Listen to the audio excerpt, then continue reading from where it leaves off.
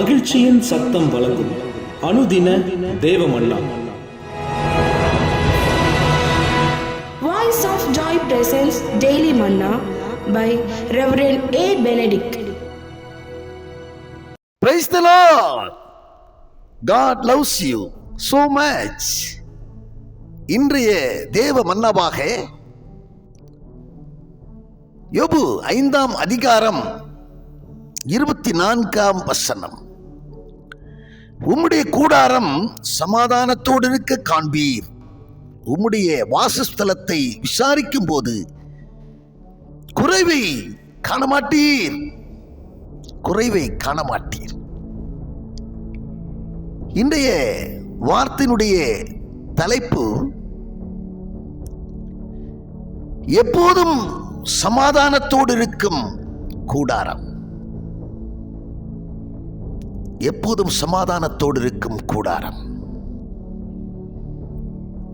அவனை கேட்கிற தேவச்சனமே, ஒருவருடைய கூடாரம் எப்போதும் சமாதானத்தோடு இருக்க வேண்டுமானால்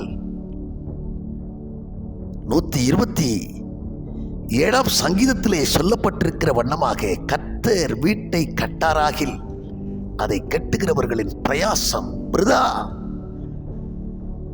அந்த வீடு கர்த்தரால் கட்டி எழுப்பப்படுகிற வீடாக இருக்குமையானால், வீடாயிருந்தாலும் சபையாயிருந்தாலும், சபையை குறித்து கூட ஆண்டவர் ஒரு இடத்திலே சொல்லுகிறார், இந்த கல்லின் மேல் என் சபையை கட்டுவேன், இந்த கல்லின் மேல் என் சபையை கட்டுவேன், பாதாளத்தின் வாசல்கள் அதை மேற்கொள்ளுவதில்லை. அதே விதமாகத்தான் வீட்டையும் ஆண்டவர் கட்டி எழுப்ப வேண்டும்.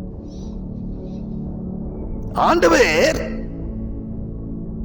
வீட்டை கட்டி எழுப்ப வேண்டும் என்று சொன்னால், அந்த வீட்டிலே ஆண்டவர் வந்து தங்க வேண்டும். சகிவை பார்த்து ஆண்டவர் சொன்னார், சகையோ, இன்று நான் உன் வீட்டிற்கு வந்து தங்க வேண்டும் என்று சொல்லி அவனுக்கு அழைப்பு கொடுத்தார். மிக மகிழ்ச்சியுடன் ஆண்டவரை அழைத்து கொண்டு சென்றார். பாருங்கள், அவனுடைய பாவங்களை எல்லாம் ஒன்றன் பின் ஒன்றாக அறிக்கை செய்த போது இன்றைக்கு இந்த வீட்டிற்கு ரட்சிப்பு வந்தது.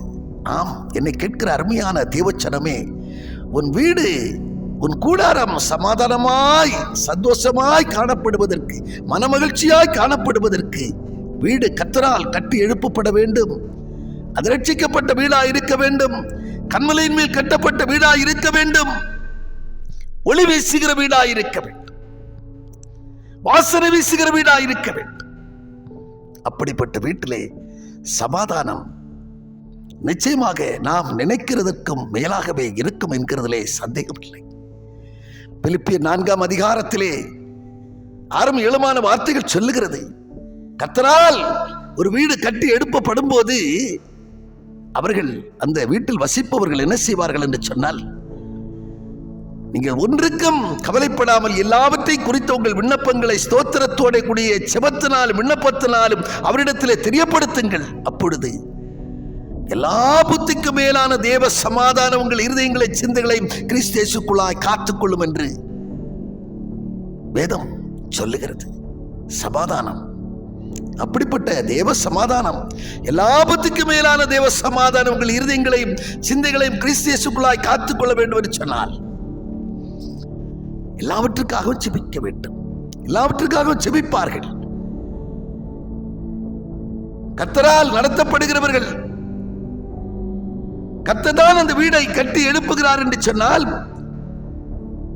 நிச்சயமாக அவர்கள் என்ன பிரச்சனையாய் இருக்கட்டும், என்ன காரியமாய் இருக்கட்டும், எவ்வளவு வேதனையை கொடுக்கக்கூடிய காரியமாய் இருக்கட்டும், எந்த சூழ்நிலையிலும் கர்த்தரோடு அவர்கள் பகிர்ந்து கொள்வார்கள்.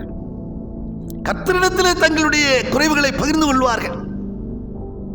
மனிதனிடத்தில் அல்ல. அந்த மனிதனிடத்திலே போவார்கள், இந்த மனிதனிடத்திலே போவார்கள், அந்த தோழியிடத்திலே போவார்கள், இந்த தோழியிடத்திலே போவார்கள். ஆனால் தேவனிடத்திலே வராமல் விட்டுவிடுவார்கள். மெய்யான சந்தோஷம், மெய்யான சமாதானம் எப்போது எப்படி கிடைக்கிறது என்று சொன்னால், என்ன காரியமாக இருந்தாலும் தேவனோடு தங்களுடைய குறைகளை பகிர்ந்து கொள்கிறவர்கள், குறைகளை சொல்லி அதற்காக செவிக்கிறவர்கள் சமாதானத்தை காண்கிறார்கள். அப்படிப்பட்ட சமாதானத்தோடு நீங்கள் காணப்பட, நீங்கள் இன்பற்றிருக்க, கர்த்தரால் உங்கள் வீடு கட்டி எழுப்பப்படுகிறதிலே நீங்கள் பிரயாசப்படுங்கள். அப்படிப்பட்ட சிந்தை உள்ளவர்களாயிருங்கள். நிச்சயம் உங்களை சமாதானம், எண்ணி முடியாத சமாதானம் உங்கள் வீட்டிலே நிறைந்திருக்கும், உங்கள் வீட்டிலே காணப்படும் என்கிறதிலே கொஞ்சமும் சந்தேகமில்லை. நாம் ஜெபம் பண்ணுவோம். பரலோக பிதாவே, நாங்கள் உம்மை துதிக்கிறோம் ஐயா, உம்மை ஸ்தோத்திரிக்கிறோம் ஆண்டவரே. இந்த நாளிலே நீர் சொன்ன வார்த்தைகளுக்காக நாங்கள் உமக்கு நன்றி செலுத்துகிறோம் ஆண்டவரே. இப்படி சமாதானம், உடைய கூடாரம் சமாதானத்தோடு இருக்க காண்பீர் என்று சொல்லி ஆண்டவரே வார்த்தையிலே சொல்லப்பட்டிருக்கிறீரப்பா. வார்த்தையின்படியாக கேட்கிற ஒவ்வொருவருடைய ஆண்டவரே அப்பா, ஒவ்வொரு பிள்ளைகளுடைய கூடாரமும் சமாதானத்தோடு இருக்க வேண்டுமே கர்த்தாவே. சமாதானத்தோடு இருக்க ஆண்டவரே நீர் சொல்லியிருக்கிறபடியாக, கர்த்தர் வீட்டை கட்டாராகில் அதை கட்டுகிறவருடைய பிரயாசம் இருந்தா என்று சொல்லியிருக்க வார்த்தையின்படியாக நீ கட்டி எழுப்புகிற வீடா இருக்க வேண்டும். அது கண்மலையில் கட்டப்பட்ட வீடா இருக்க வேண்டும்.